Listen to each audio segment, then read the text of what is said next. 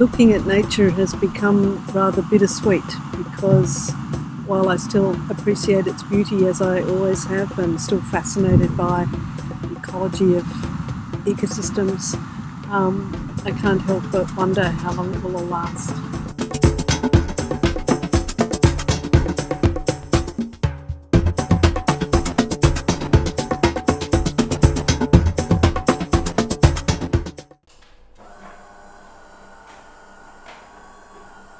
Climate change is affecting many agricultural commodities and will continue to do so. You know, the world could live without coffee. Probably a lot of people couldn't live without rice and wheat, so those sorts of crops are probably more important. But coffee is just one of many really that are going to be affected, or are being affected already. It's not a future thing.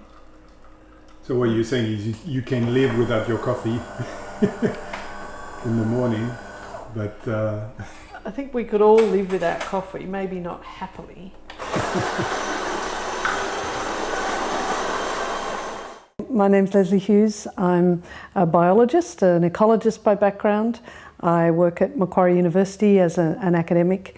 I've been studying the impacts of climate change on species and ecosystems with a focus on Australia for many years, more than 20.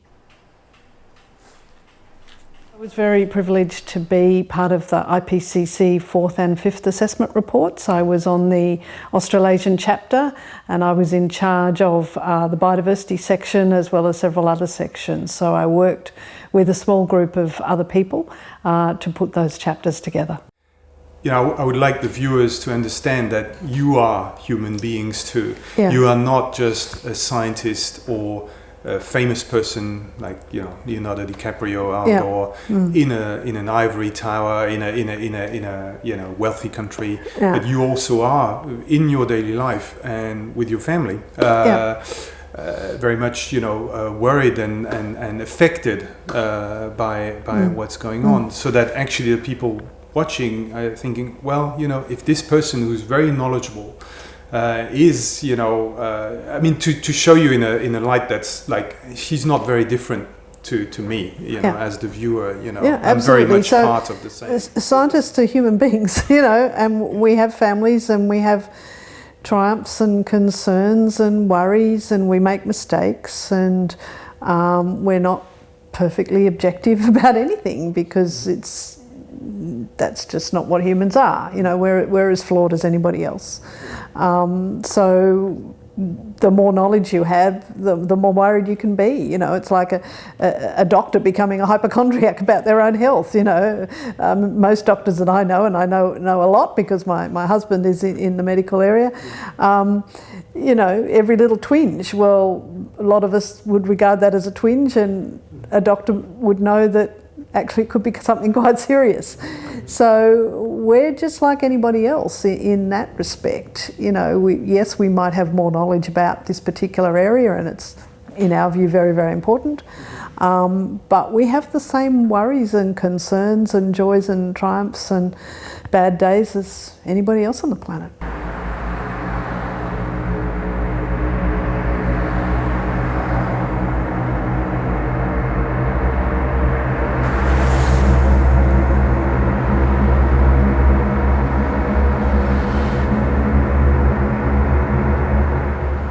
Well, I guess we have to go back to the Industrial Revolution to look at the root cause of where we are now. When it was discovered that coal was abundant and a very efficient and cheap form of energy relative to what had been before. So we can thank coal, really, for the rise of the industrial developed world and the great increase in wealth. And that in itself is a problem because, of course, once humans get wealthy and get things and get used to things, they're very reluctant to give them up. So as time went on and we put more and more carbon dioxide and other greenhouse gases into the atmosphere, the heat trapping properties of those gases just started to change the Earth's climate system. That's been accelerating, of course, over the last century, especially over the last few decades, which brings us to where we are now, where we have had the last 4 years in a row are the hottest ever on record. We're seeing a huge increase in the severity and frequency of the sorts of extreme events, climatic weather events, that really cause impacts.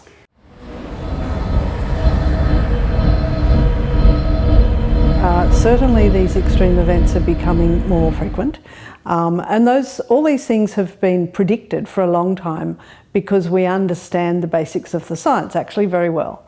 So scientists have been saying for decades that this is what was going to happen in the future. We're now in the future, and those predictions are now observations. So the sorts of extreme events that have always happened are now occurring more often.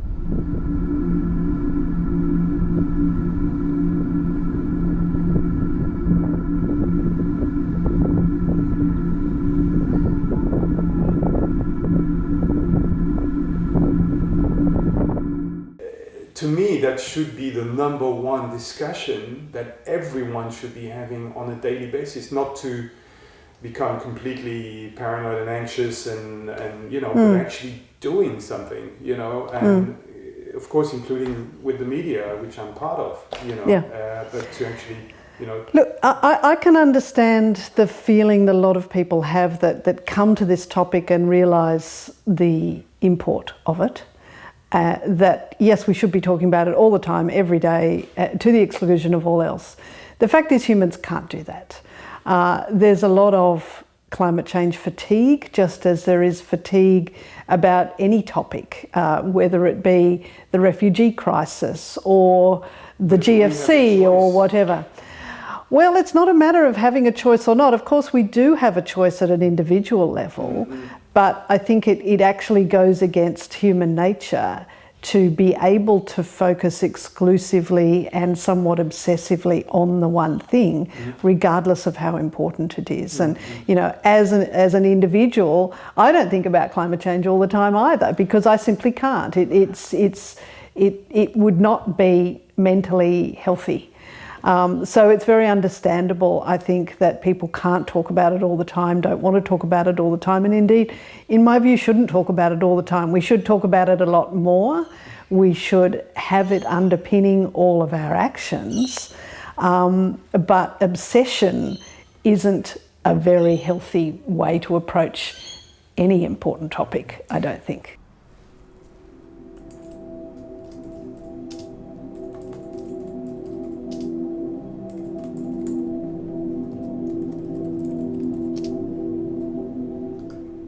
To be able to keep going in a healthy mental fashion, one has to corral some of those thoughts to one part of one's brain sometime and actually focus on other things as well.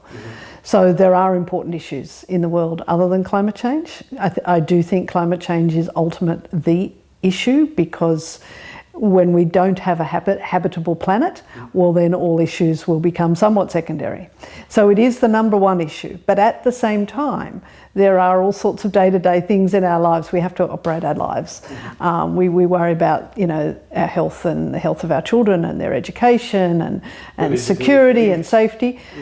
Many aspects of those things are linked, not every aspect. So there has to be a balance, and to stay mentally healthy, to be able to make a difference, one must look after one's own mental state as well as one's physical state.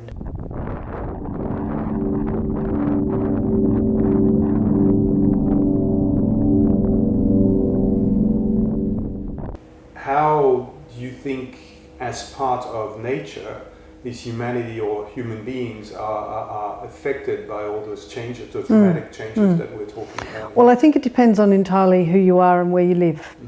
And the great social injustice of climate change is that it's people like you and I, relatively wealthy middle class, living in comfort and using a lot of energy and a lot of other resources that are actually the root cause of what we're seeing.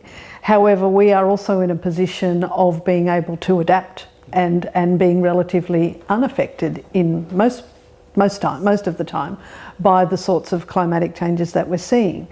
Of course, it's the developing world where there are people who are subsistence agricultural farmers, who are living in low-lying deltas or low-lying islands in the Pacific, or who are, much closer to nature for their daily lives. Those people are not only seeing the impacts because they're being affected by them right now, but are also more powerless to prevent them. So Nicholas Stern in the Stern report called climate change the biggest market failure of all time, and that's what he was talking about. He was talking about social injustice, that people like you and I can go home to our nice solid brick houses, we can turn on our air conditioning and be relatively comfortable, even with a lot of things happening outside most of the time, unless we're in the path of a bushfire or a major storm, where a lot of other people in the world, the majority of the world's population who live much closer to nature, don't have those luxuries.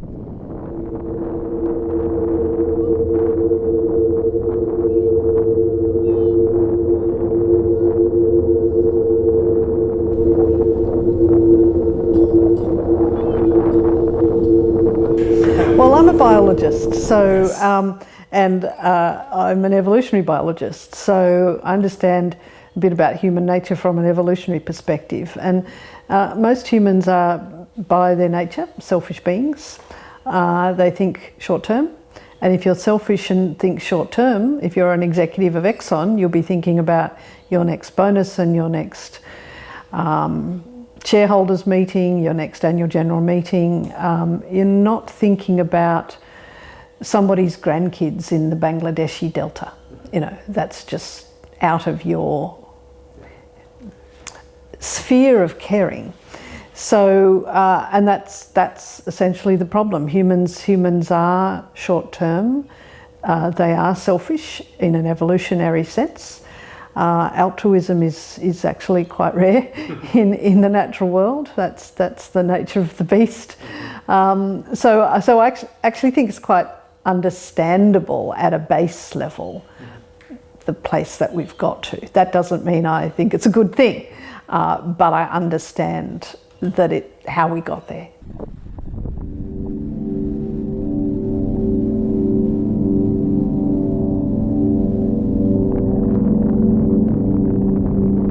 There's a lot of inertia in our energy system because of the infrastructure and the financial capital that is built up over time. Changing that overnight is pretty impossible, even if people wanted to. So I think we are going against the flow that has built up over the last 300 years or so of a developed way of life that relies on a coal-fired power station with wires taking electricity to other places. So there's a lot of that to be overcome and to change, and that doesn't happen overnight. Now, in many parts of the world, renewable energy is actually megawatt for megawatt cheaper than fossil fuel derived energy, which is a great thing, and the more renewables that are built, the economies of scale will make that even cheaper. But we still have a very big legacy to overcome.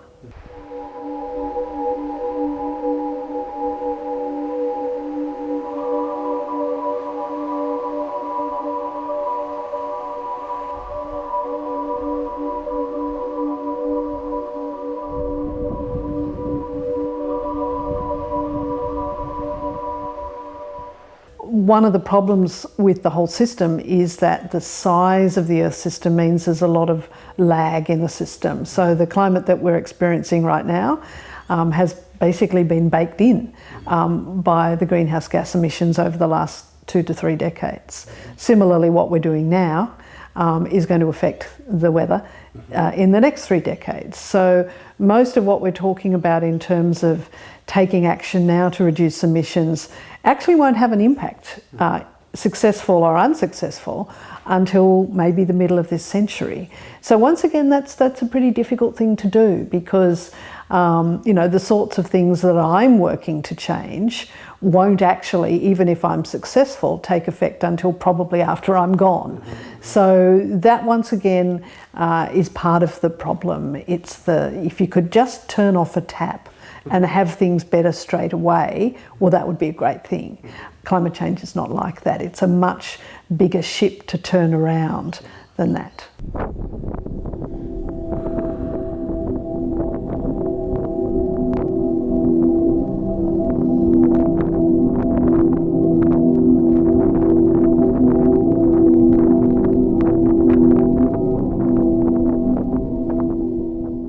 The analogy I like to use sometimes is that, it's a bit like trying to lose weight. Everybody knows how to lose weight. You've got to eat less of bad things and move more. Now, given that knowledge, which everybody has, we still have an obesity crisis. Why is that? Because knowledge is not the only thing you need. You need to act on that knowledge. And it's not like you can act once on that knowledge. You have to keep acting on that knowledge. Your weight is an accumulation of millions and millions of individual decisions you have made over your previous few years about what you've eaten and how much you've exercised. The climate is like that. It's a result of billions and billions of individual decisions. And we all know, if we get faced with a big bit of delicious looking chocolate cake, it's very hard to resist, and it's very easy to say, well, I'll just eat this and I'll eat less tomorrow. But often we don't. So, if individuals have trouble controlling their own weight, and many people do, most people do, this is that problem writ millions of times larger.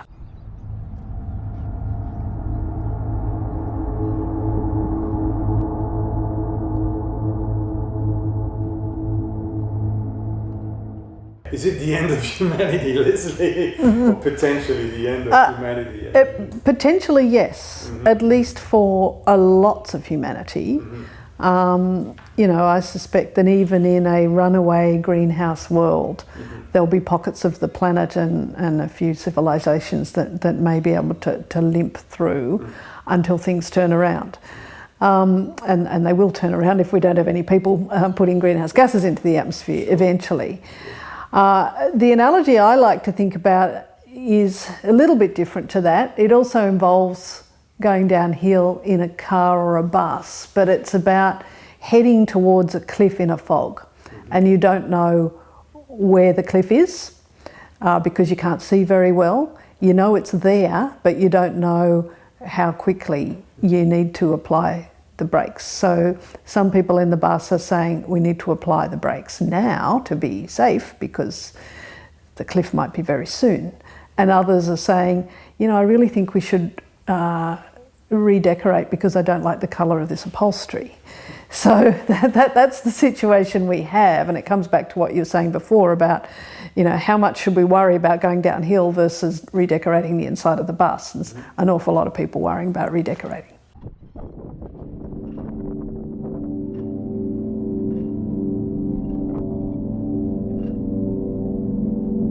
There's a million things that need to be done. I think climate change scientists continually raise awareness of the issue. We've been doing that for decades, and it's been somewhat effective, but not completely effective.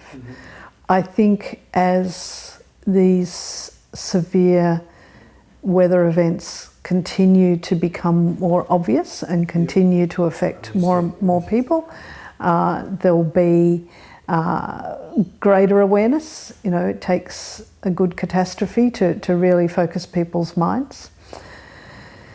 But that's only the first stage. Knowing the problem, it's like knowing you're overweight is just step one. Step two is to do something about it. And because climate change is coming from a multitude of sources, then there has to be a multitude of actions. We are developing some incredible technology, and that will continue. And indeed, I actually think it'll be the engineers. If anybody's going to save us, it's going to be the engineers actually developing technology that will make decisions about reducing fossil fuel use both cheaper and easier. We have to make it easy for people. Once again, it's like losing weight. If it's too difficult, people won't do it. If you come up with some magic diet that makes it easy for people, then it will happen. I think increasingly money is obviously becoming more and more important as energy production from renewables becomes cheaper. Markets are being affected, and money does make the world go around, unfortunately, much as we would like to think otherwise, but that's just the way it is. And I think social awareness is changing as well. So all of those things have to change kind of simultaneously. The problem is that things are changing, but as you indicated, not fast enough to avoid the worst of the impacts.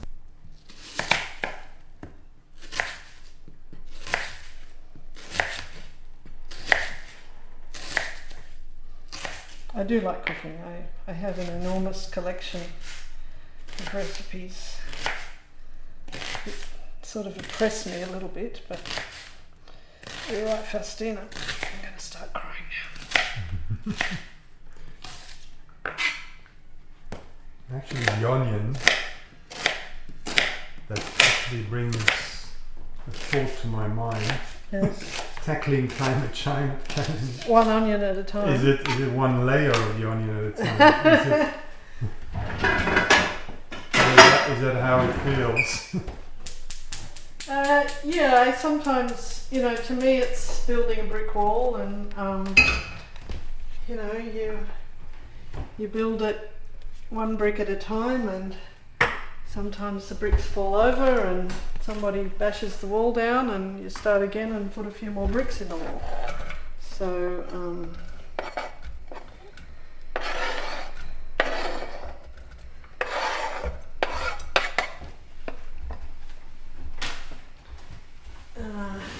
and on the sometimes subject, it feels like one step forward, two steps back.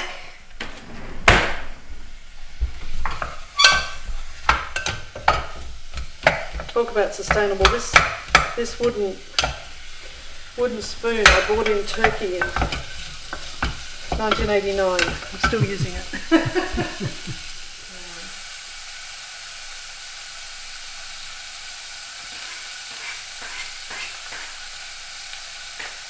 Most surveys find that the level of outright denialism of climate science is actually a relatively small part of the population. Unfortunately, it does include people that do have power in many developed countries.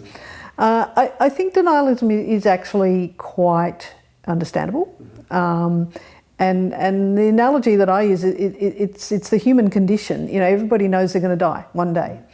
But we don't think about death every day. Once again, that comes back to that mental health question that we talked about earlier.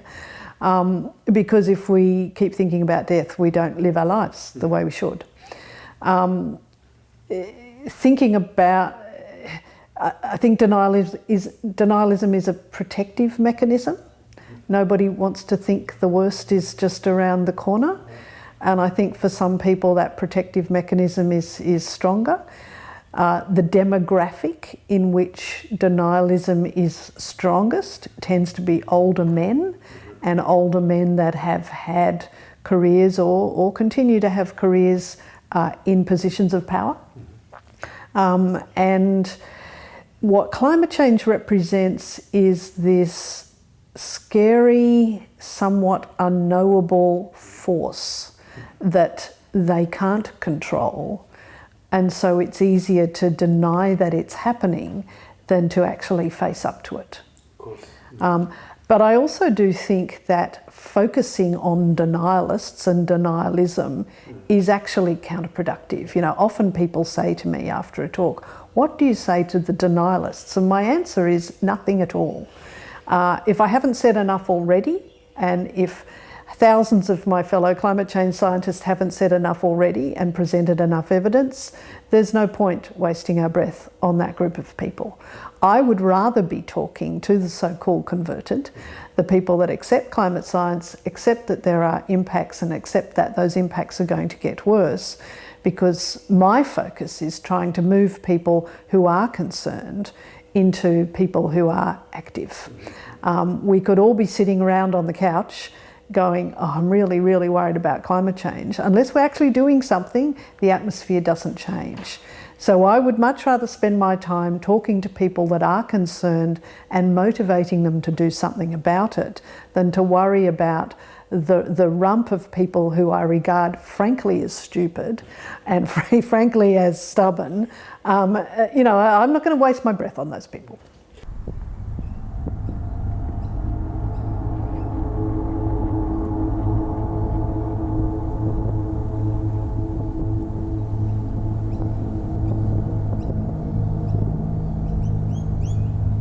Everybody needs to act. I mean, you know, if somebody puts solar panels on their roof because they're a greenie tree hugger like me, or if a conservative right-winger puts solar panels on their roof because they want to save on their power bills, the impact on the atmosphere is exactly the same regardless of the motivation. So in a sense, what people think is irrelevant. It's actually what they do. So one of the keys to getting more action, of course, is to present those actions in a positive way that have multiple co-benefits, not just for the atmosphere and for the climate, but for your economy, for your health, for all sorts of other things. There's usually, for most climate change actions that are good ideas, there are multiple benefits of them, and sometimes you just have to emphasise different benefits.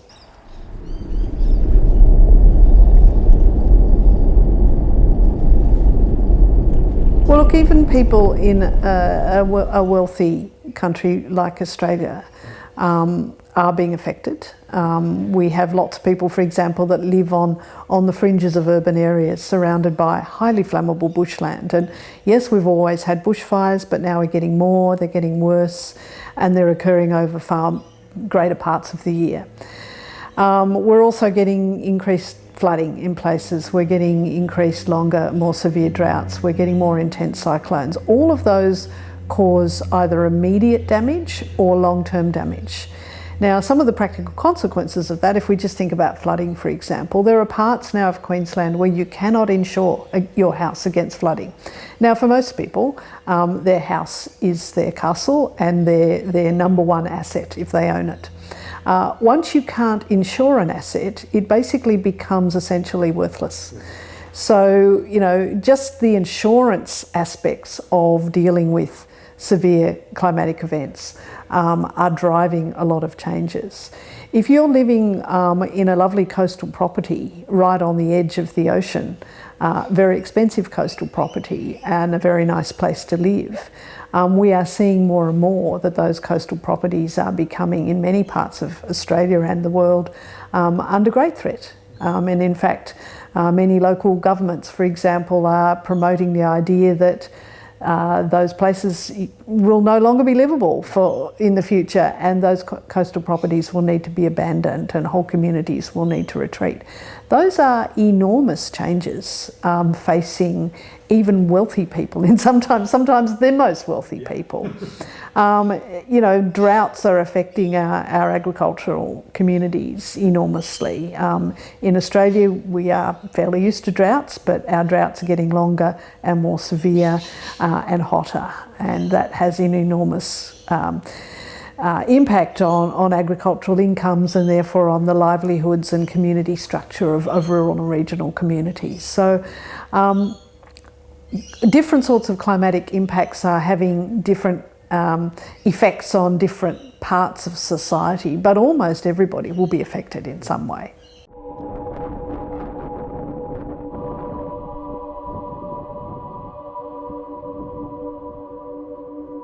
We also tend to spend a lot of money cleaning up rather than preparing in the first place. In fact, the figures that I've seen are that in terms of so-called natural disasters that of course are becoming quite unnatural, about 95% of the cost of those is spent cleaning up and about 5% on making preparation for in the first place, let alone ameliorating climate change in the first place to reduce those impacts in the distant future.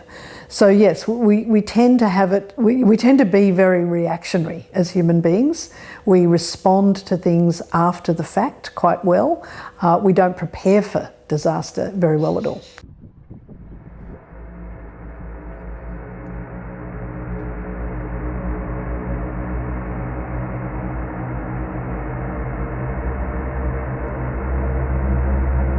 Humans find transitioning from one state to another very difficult, but we've done it. We've done it right throughout our history, or we wouldn't be where we are today. Humans are also fairly conservative about change. They worry about change, but change is being thrust upon us, whether we like it or not.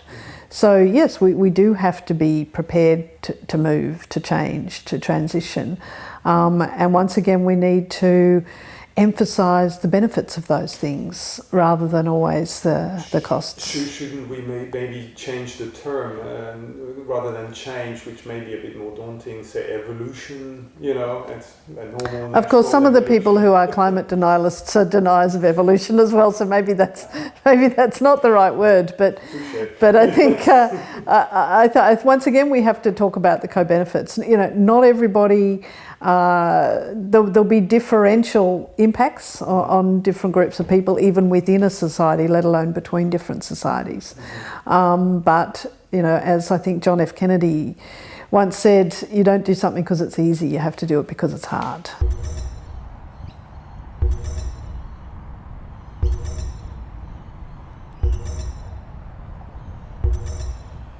California is a really interesting example. So California has a lot of very fire-prone vegetation, just like Australia does. It's called the chaparral, and fire ecologists have been studying it for a long time. California is a very wealthy state and has a huge fire service and abundant resources for fighting fires. The fires that occurred there in 2018 were completely and utterly out of control. It was the largest set of fires that California had ever seen. 14,000 houses were lost, a whole town was wiped out. There was nearly 100 people lost their lives, and that was in a place where there was almost unlimited amounts of resources devoted to firefighting.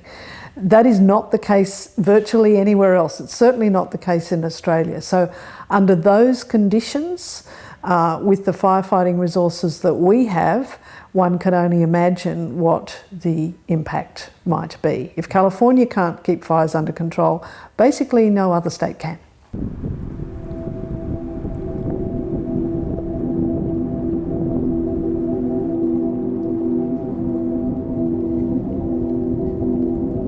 I think the traditional, the way that people think about climate scientists, and I'm not a climate scientist, climate change scientist, but traditionally the climate scientists that actually study and model the climate, in some ways they're a lot less relevant to the problem now than lots and lots of other groups of people, because they've made the case, they've explained the process. They continue to make projections about the future, but it's really a matter of refinement of the models, which is keeping on going on, and the models are getting better all the time. But the message hasn't changed for decades. So in a sense, the job of those people has pretty much been done. They might not agree with that assessment, but it's all relative. I think what we really need a lot more attention on is the engineering solutions, is the market solutions, is the social scientists that are bringing communities along and helping us understand how to communicate better, those sorts of things. To me, that's where the emphasis should be going now. I think the climate science community has done a fantastic job at getting us to the point of knowledge that we're in now. But those people don't have the levers of decision making or the power to act upon the science and the knowledge that we have. So in a sense, it's other groups of people that really need to step up to act on the basis of that knowledge to change things. Mm-hmm. Just getting a better and better climate model isn't going to change anything.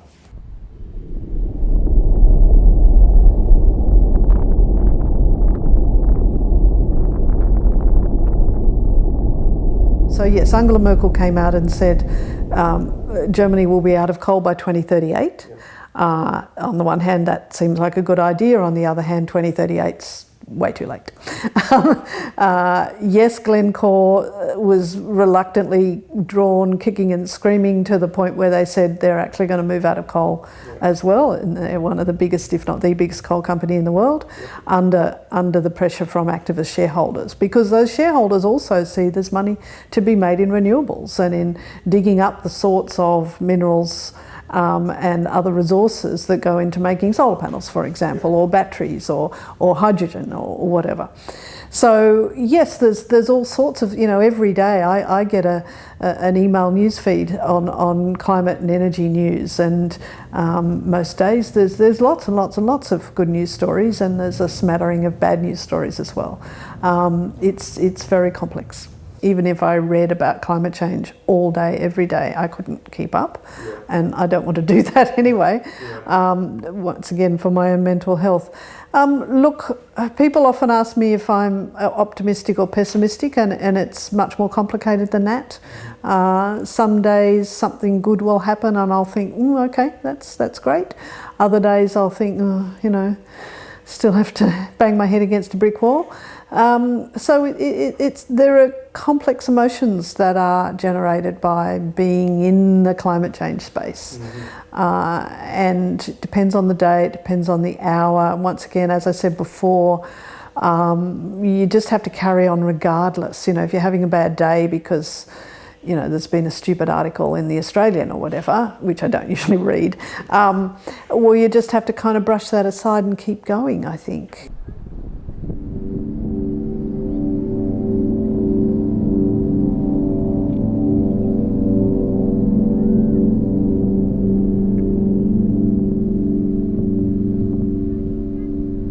I worry about my children's future. My kids are both in their early 20s, so they haven't had children yet, so I don't have grandchildren.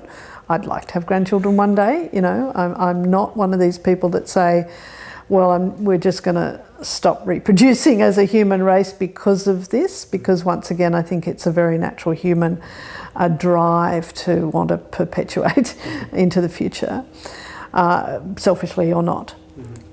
So yes, I do worry about my kids' future. I certainly would worry about my hypothetical grandchildren's future. And those concerns are really a very large part of the motivation that I had. I got into climate change because it seemed like an interesting and worthwhile thing to do back in the early 90s. It was not the political or economic or controversial topic then that it is now. Very few people thought about it. Certainly very few people argued about it.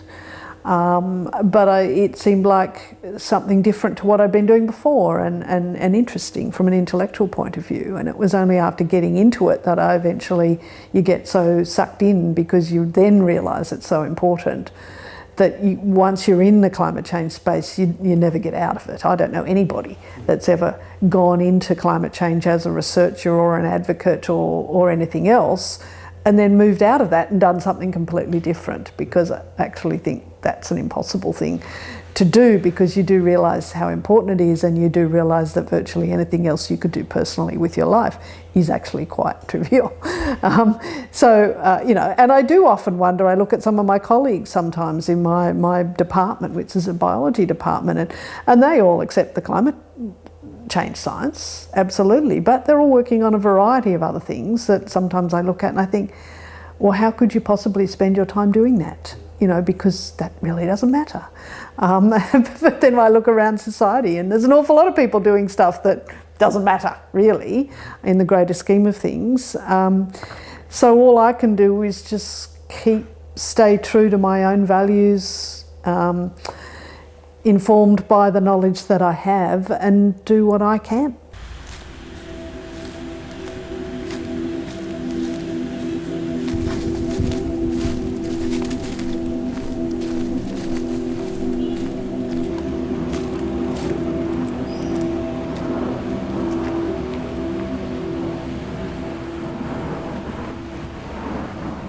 People often will say to me, oh, have you read this book about climate change or that book about climate change? Because there's a huge number of popular books about climate change, and usually I'll say, actually no. If I have any downtime, I like to read detective novels or other sorts of fiction, because I can't just do climate change all the time, So you have to, it's hard to switch off.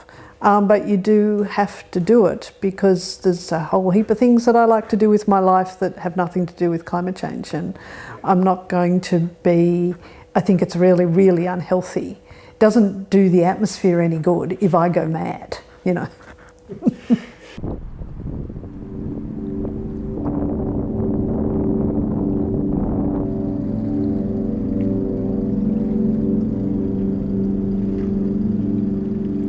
Well, look, the number one thing that everybody over the 18 can do is vote, and to make sure that your elected representatives know why you are voting or not voting for them. So if here in Australia, for example, the proportion of the population that's concerned about climate change is in the sort of 70+%. Now, that is way over a majority of people. If every one of those people actually made climate change policy and sustainability their number one voting issue, we would get a lot of change very quickly. Our problem is that even though people are concerned, they don't make it the number one issue, and they'll vote for other reasons. So vote is number one.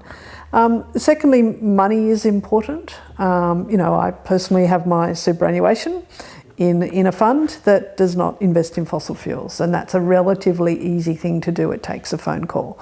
You can also put your money in a bank that does not fund fossil fuel projects, and there's a great website called Market Forces where you can go and you can find a list of banks that do and do not invest in fossil fuels, and you can move your money accordingly.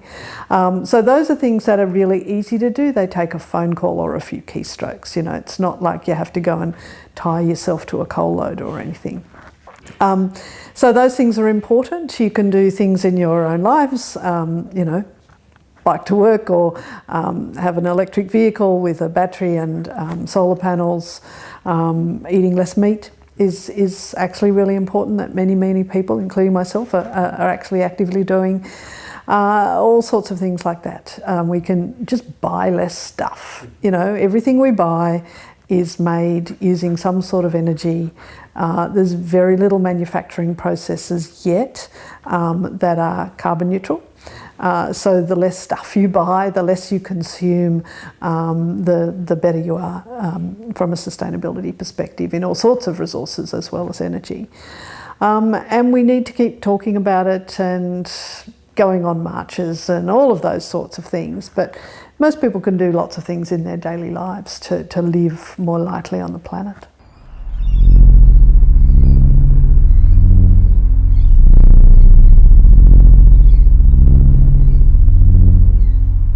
People do come up and say, look, I do feel powerless because I'm only one person.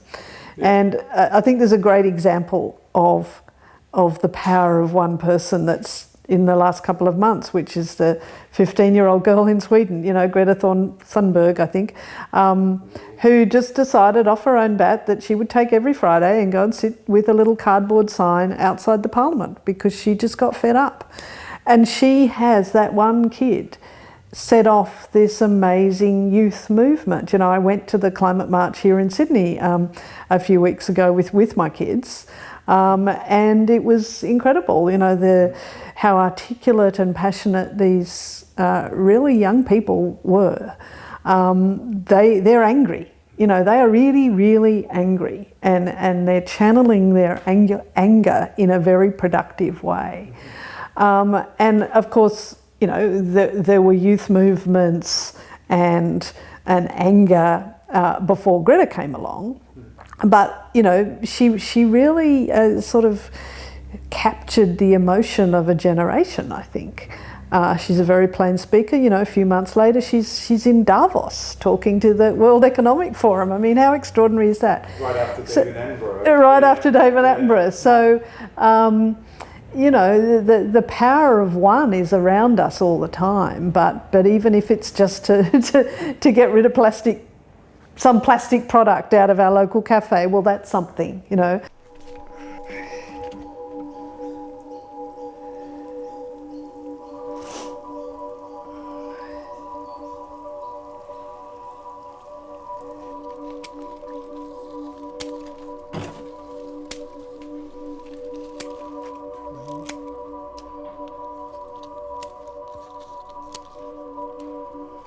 I had an email from a young man at my university who I know is an early career academic who who read something that I had written, the article in the Monthly, where I talked about, from a very personal perspective, my attitudes to this issue.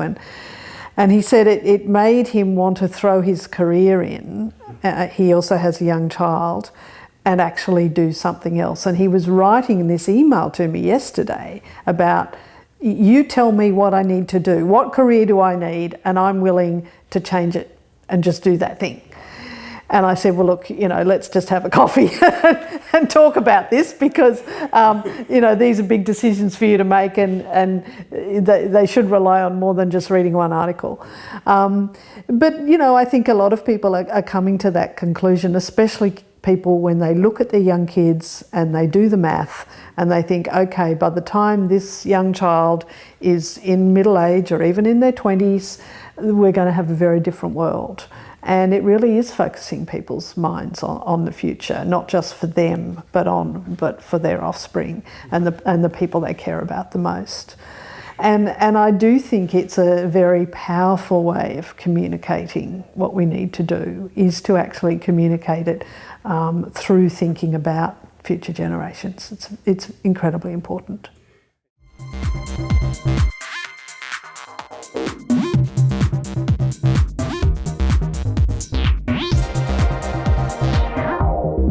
We have to carry on always as if it's not too late. If we give up, if we lose hope, then it is too late by definition. While ever we think we have a chance of turning things around, we have to keep going. So for me, hope is a strategy rather than an emotion.